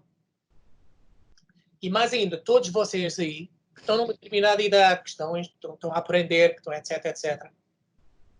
Temos que assumir que muitas vezes nós, se quisermos realmente dar o salto, estar num determinado tipo de situação e vencer um determinado tipo de desafios, temos que assumir também aquela história do colocar em frente ao espelho e sermos criteriosos em relação a nós próprios, e também sermos criteriosos com os nossos professores, com os Américos da vida e com os outros, e dizer-lhes exatamente o que é que precisamos de saber, o que é que precisamos de aprender e o que é que precisamos retirar da formação que temos. Ok? Porque aquilo que o senhor... Pronto, vamos ser claros, o Sr. Francis Joseph é um tipo daqueles de faca, como eu costumo dizer, de faca na liga. É um homem com uma vastíssima experiência. Também está a vender o peixe dele. Ele tem uma empresa de formação de design, não é? Portanto, para ele também estar a dizer que as escolas não formam bem designers, também tens que compreender que também ele tem um ponto de vista que também tem que ser justificado, não é? Pronto, ok. Mas a verdade é que ele sabe muito bem daquilo que ele está a falar. E, infelizmente, quer a gente goste, quer não, muito daquilo que ele está a falar é verdade. Okay? Nós somos um bocadito arrogantes, para não dizer muito. Okay? Somos um bocado confortáveis. E principalmente eu costumo dizer que os designers mais perigosos são aqueles que até têm boas qualidades de design doing. Um tipo daqueles que sabe desenhar e ilustrar bem, aquilo transforma-se na muleta de ouro do designer. Porque do tipo, when the going gets tough, quando as coisas começam a coisa, o gajo, percebes, não sei se está a ver, saca das suas capacidades de ilustrar e desenhar e etc. e transforma aquilo na sua grande muleta. Para ele, aquilo talvez salve a vida dele naquele determinado momento, mas automaticamente coloca aquela pessoa como sendo aquela pessoa que, a partir daquele momento, é aquela pessoa que eu vou buscar quando eu quero fazer um desenho bonito. Portanto, essa pessoa é a última pessoa que se pode queixar, que não quer fazer, que gostaria de fazer parte de discussões estratégicas e do futuro da empresa e do raio que o parta. Quando as coisas ficam apertadas, ele vai para o desenhinho e vai para a ilustração. Portanto, às vezes, uma pessoa que não tem uma grande capacidade de design doing é aquela pessoa que acaba por ter que abraçar uma data de outras capacidades e de outras coisas porque automaticamente ele não tem uma muleta de ouro. E há muitos designers que infelizmente acabam por se utilizar da sua muleta de ouro para se transformarem nos designers daqueles que são os designers que eles próprios gostariam de não ser. Ok? E portanto todos nós temos que estar muito claros em relação a isto. E, portanto, o desafio que eu vou lançar depois na segunda hora, e que depois nós vamos discutir na segunda hora, tem a ver com empurrar-se um pouco para fora da vossa zona de conforto, okay? Ou para fora da vossa zona de desconforto, porque às vezes o que vocês também gostam, todos nós gostamos, é de estar numa certa zona de desconforto, o que eu chamo a zona da lamúria. Portanto, ficamos aqui naquela zona da lamúria, que é uma zona porreira, que dá para um gajo passar o tempo todo nessa lamúria, mas faz com que a gente não tome decisões muito claras em relação a passar para uma zona de conforto. Uma zona de conforto, eu chamo uma zona de conforto onde somos reconhecidos, somos pagos, temos aspirações de carreira e temos uma noção de como evoluir da forma naquilo que estamos a fazer. Portanto, às vezes eu vou no exercício, tentar empurrar-vos um bocadinho, quer seja para fora da vossa zona de conforto, quer seja para fora da vossa zona de desconforto. E agora... estamos a aproximar-nos do momento em que eu vou fazer uma pausa, vou tomar um copo de água, também vocês vão beber um copo de água, vão esticar. Esse tipo de cá conduzir não pode esticar muitas coisas, porque senão tem um acidente, mas todos os olhos vão se levantar um bocado, fazer um bocado de ginástica ao corpo e tal, e depois vamos voltar aqui e eu vou-vos colocar um exercício. Mas vou fazer uma pausa e vou fazer perguntas e comentários antes da gente parar. E estejam à vontade para ser críticos em relação àquilo que eu vos disse tudo até agora, nestas minhas 2 horas de conversa. E força.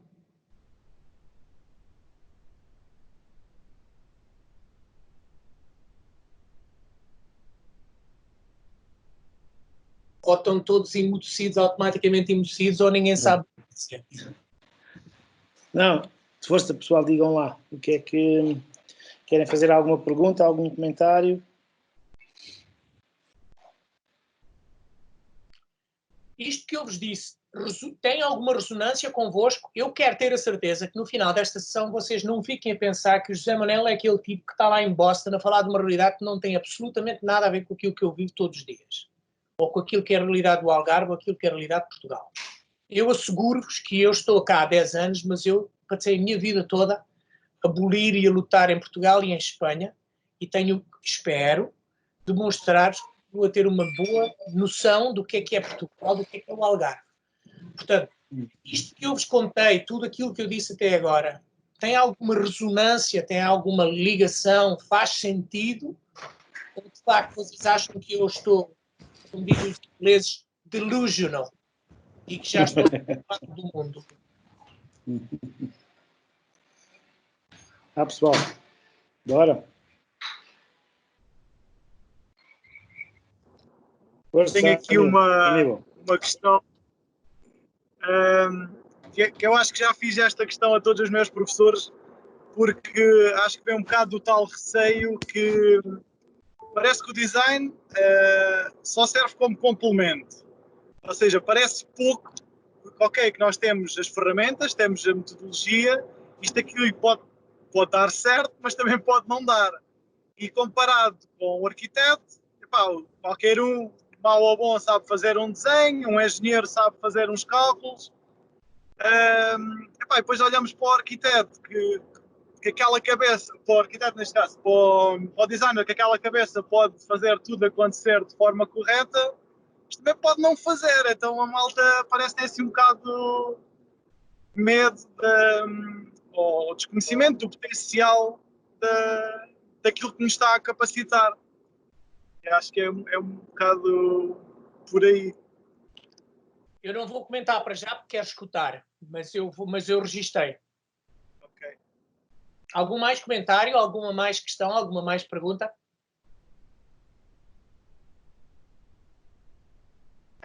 Por acaso eu já tinha feito esta pergunta a outra senhora que também esteve presente nesta semana connosco, e a minha pergunta é se houve algum momento específico em que percebeu que, ok, o design é isto, eu agora vou focar nisto, é isto que pode mudar e fazer a diferença? Houve algum momento ou foi assim uma coisa mais gradual para si?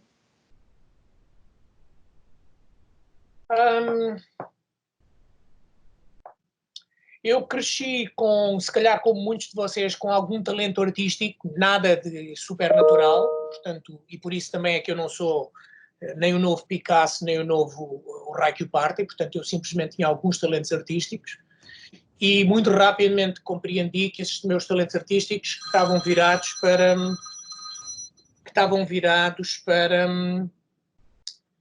para aplicar a situações de produção, de negócio. Eu queria fazer coisas que fossem consumidas, vendidas, compradas, utilizadas por pessoas. E, portanto, fui para o design. E até agora continuo a acordar todos os dias, a achar que estou a tentar melhorar o mundo através de um determinado nível de consumo, que eu espero que seja um consumo inteligente e que seja um consumo para bem do próprio utilizador.